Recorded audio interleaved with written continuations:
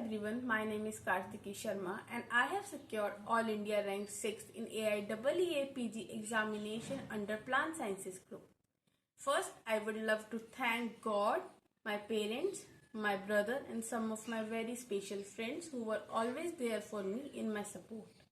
I did my undergraduation from Chaudhry Charan Singh Haryana Agricultural University, CCS, HAU, Hisar. I will love to share some of my experiences and strategies which I have followed during my preparation year with you guys with the help of small PowerPoint presentation. Thank you. Hello everyone.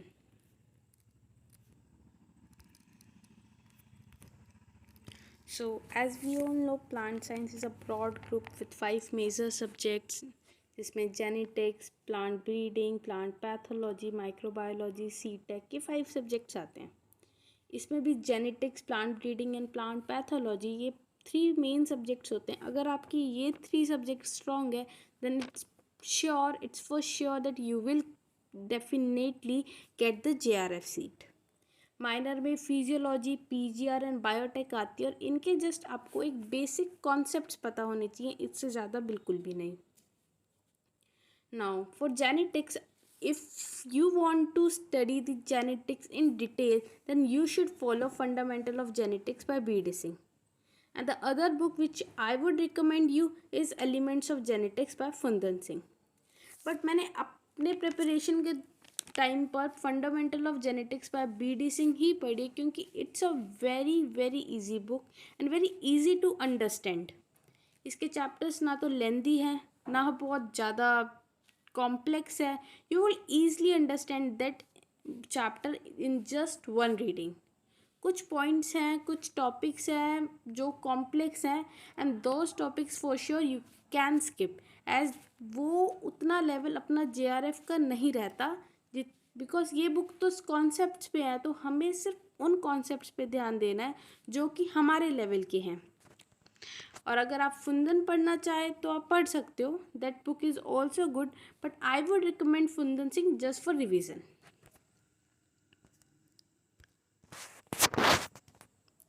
Under plant breeding, अब ये subject बहुत vast है और ये book plant breeding principles and method by B.D. Singh भी बहुत vast है.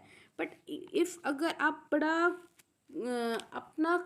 बड़ा सेलेक्टिव होके अगर इस बुक को पढ़ोगे तो this book is really very helpful and it will definitely clear all of your doubts regarding plant breeding subject. So यही 2 बुक्स हैं by B.D. Singh and essential of plant breeding by Phundan Singh. अगर आप इसको डेप्थ में नहीं पढ़ना चाहते हैं then essential of plant breeding by Phundan Singh is also very sufficient for your preparation. But इस सब्जेक्ट में सबसे ज़्यादा प्रॉब्लम आती है हमारी कि हमें कितना पढ़ना है, क्या चैप्टर्स पढ़ने हैं. तो I will tell you what I have studied for my preparation. So in under part 1 मैंने इंट्रोडक्शन इज़ मतलब वेरी कॉमन टॉपिक, लाइक ये तो अपने को पढ़ना ही है. Domestication and germ plant conservation was like good one. And then plant introduction was also very simple topic to understand. Then mode of reproduction, pollination, self incompatibility and male sterility. These 2 topics are actually very very important.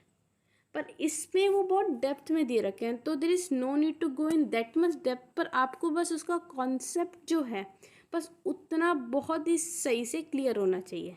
Like you should, like under self incompatibility you should have a proper thorough revision of what self incompatibility is, its type, heteromorphic, homomorphic ये क्या है, किसने ये division दी थी और ये basic concept क्या है. इससे ज़्यादा इसके डेप्थ में जाने की कोई ज़रूरत नहीं है. और इस बुक में self incompatibility is too simple but male sterility में इन्होंने आगे काफ़ी कॉम्प्लेक्स चीज़ें दी हुई हैं which you can I would suggest just skip. Quantitative and qualitative characters ये इंपॉर्टेंट चैप्टर है. Then biometrical techniques in plant breeding, मैंने ये मेरे सीनियर के थ्रू समझा था और मैंने खुद ने इस पर कोई भी ध्यान नहीं दिया. ज़्यादा इसको डेप्थ में मैं नहीं गई क्योंकि वो नहीं हो रहा था. Then part 2 is easy, very relatively or I would say the most important and most simplest part of this book. Part 2, principal self-pollinated crops. Then under part 3, cross-pollinated crops, just go, first chapter is very important, where you will learn about Hardy-Weinberg principle.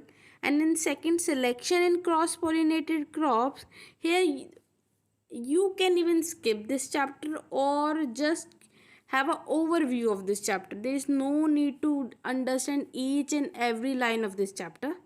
Just overview, just have an overview. In heterosis and inbreeding depression, just first have proper clarity of this word heterosis, what actually heterosis is, what is luxuriance, then inbreeding depression. अगर आपको ये words clear है तो आप कोई भी question कर सकते हो. देन आप टाइप्स ऑफ हेट्रोसिस पढ़ सकते हो, इसमें दी गई हाइपोथेसिस पढ़ सकते हो, बस इतना ही. इसमें लाइक जो भी आगे फर्दर बायोमेट्रिकल एक्सप्लेनेशन है, फिजियोलॉजिकल एक्सप्लेनेशन है, you can skip that. Now, in part 4th, this part 4th is very important. There is nothing to skip. And actually आपको इसमें कोई ज़रूरत भी नहीं पड़ेगी कुछ स्किप करने की, क्योंकि ये पार्ट भी बहुत सिंपल है, इजी टू अंडरस्टैंड है, और आपके बेसिक आपकी प्लांट ब्रीडिंग का यही पार्ट बनाएगा, जहाँ आपको different methods of self pollinated crops की सिलेक्शन के पढ़ोगे, like mass selection, pure line, these two are very easy. Now then after you will learn about pedigree selection, bulk method, back cross method. You can skip this 20 chapter number 20, effectiveness of different method for handling of segregating generation. You can skip this one, otherwise all other chapters are important. In part 5, under population improvement, you can skip these last two, 21.9 and 21.10 points. You can skip then those points, और उसके अलावा बाकी सब easy है, समझना कोई वो नहीं है. हाइब्रिड वेराइटीज़ में just have the proper understanding of the steps कि हाइब्रिड वेराइटी डेवलप करने के लिए क्या स्टेप्स फॉलो किए जाते हैं from the very beginning to the last. Just have the understanding, like concepts आपको समझ रहे हैं. There is no need to learn about the varieties, hybrid varieties of every crop, और कुछ भी नहीं. जस्ट कॉन्सेप्ट समझो, उन स्टेप्स को समझो और उन स्टेप्स को लर्न रखो, उससे ज़्यादा कुछ नहीं आता. Like there will be question like कि आपको हाइब्रिड वेराइटी डेवलप करनी है तो what will be the steps you will follow. तो इस टाइप से क्वेश्चंस आते हैं, कॉन्सेप्ट बेस्ड क्वेश्चंस आते हैं, तो आप ये कर सकते हो. और आपकी first hybrid varieties different important crops की आपको पता होनी चाहिए. देन सिंथेटिक एंड कंपोजिट, ये दोनों वेराइटीज़, ये दोनों कॉन्सेप्ट बहुत इंपॉर्टेंट है, क्योंकि नॉर्मली पूछ लिया जाता है कि आपके अंदर किस में GCA के लिए सिलेक्शन करते हैं, किस में नहीं होता, क्या होता है GCA, इस तरीके से. Now in part 4th which is clonal crops, selection for clonal crops, तो ये चैप्टर बहुत ईजी है, बहुत शॉर्ट भी है, तो ये आप आराम से कर सकते हो. कोई इसमें इतना हेक्टिक वाला पार्ट नहीं है कि आपको कैसे करना है क्या नहीं करना, तो ये आप कर सकते हो. बट ये ही 4 चैप्टर्स थे, ये ही 4 पार्ट्स थे जो मैंने इस बुक से रेफ़र किए थे. After these 4 parts I have referred the part 8 of this book, और उसमें भी मैंने बहुत सिलेक्टिव ही स्टडी किया था. लाइक उसमें म्यूटेशन है, उसमें बायोटेक्नोलॉजी है, वहाँ पे आपको मार्कर्स के बारे में पता चल जाएगा. तो just take the overview of those chapters, कोई डेप्थ में नहीं जाना.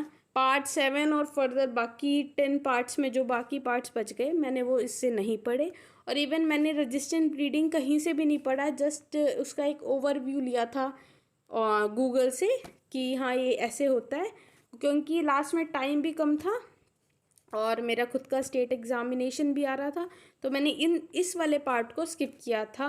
And you can also skip them. और अगर आपको सच में पढ़ना है पर इतना डेप्थ में नहीं पढ़ना, तो you can refer Phundan Singh from these resistance part and other all. Now plant pathology, this subject is actually a very versatile one. So for this, I have taken 3 to 4 revision of this book, Fungi, Bacteria, Viruses by H.C. Dubey. I have also read each and every concept of plant pathology from Modern Plant Pathology by H.C. Dubey. This book is really very brilliant. इसमें आपके सारे concepts बिल्कुल clear हो जाएंगे, आपको कोई ज़्यादा परेशानी नहीं आएगी इसको पढ़ने में। और अच्छे से अगर आपने ये 2 बुक्स भी पढ़ ली तो फॉर श्योर आप कोई भी कॉन्सेप्ट के क्वेश्चंस पैथोलॉजी के अपने AIEEE JRF के लेवल तक के आराम से कर सकते हो सॉल्व। देन मैंने स्पेसिफिक कॉन्सेप्ट्स थे कुछ जो इम्पोर्टेंट थे पैथोलॉजी के लिए, वो मैंने GN एक्रियोस से पढ़े। और सारी डिजीजेस जो कि इम्पॉर्टेंट वन थी, जो which can be ask, which according to me which can be ask in our exam, वो मैंने GN एक्रियोस से रेफ़र की थी। और फिर ICR के courses are actually very good. अगर आपको एट लास्ट टाइम नहीं मिलता सब कुछ करने का या कहीं पर भी कुछ रह जाता है तो you can go for ICR courses. वहाँ से आपको सारे कॉन्सेप्ट्स मिल जाएंगे, आप उसकी एक थोरो रीडिंग ले लो, वो भी मोर देन सफिशिएंट है। अब माइनर सब्जेक्ट्स की बात की जाए तो फिजियोलॉजी, उसके लिए अगर आप अपनी 12th NCERT भी कर लोगे तो I think 11th NCERT sorry, वो भी सफिशिएंट है, ज़्यादा क्वेश्चन नहीं आते। लाइक हमारे टाइम पे अभी जस्ट ट्रांसपीरेशन पे क्वेश्चन था तो वो बहुत बेसिक क्वेश्चन था।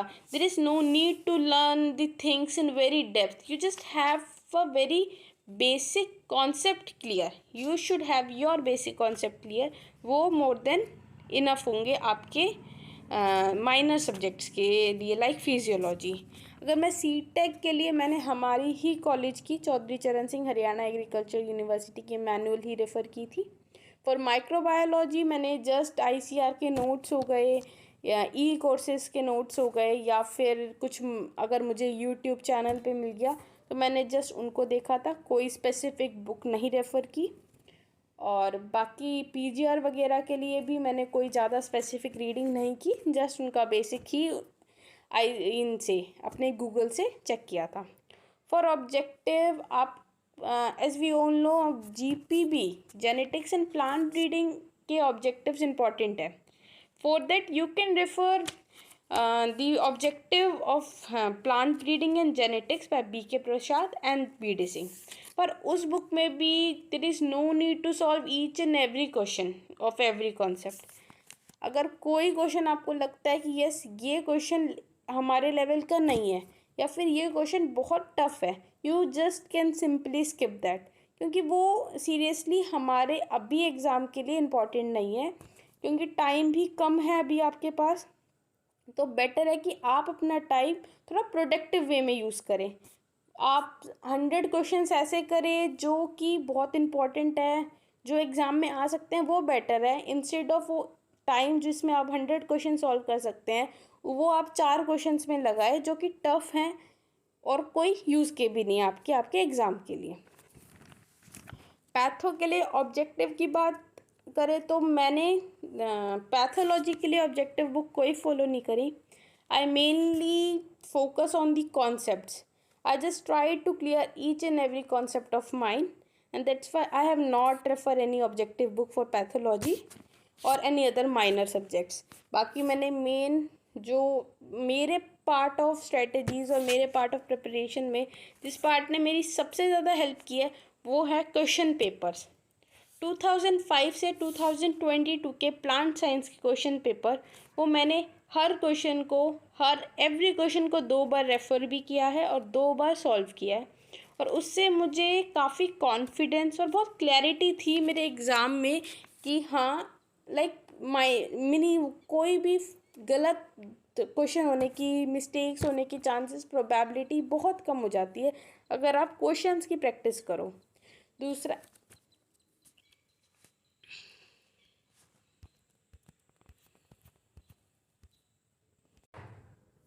एंड लास्ट जो पार्ट मेरे पूरी प्रिपरेशन में काफ़ी इम्पॉर्टेंट रहा है वो है test series by agri toppers. I found those test very effective and I wish you all the best for your exam and for your preparation. Thank you. And at last, I would like you to give some updates about the test series which AgriTopper platform is going to launch, in which they will provide 300 plus tests for all, and online classes are also going to start in the on the platform, and I will also be the part of this platform and will make videos on different concepts regarding to the plant science subject. Thank you.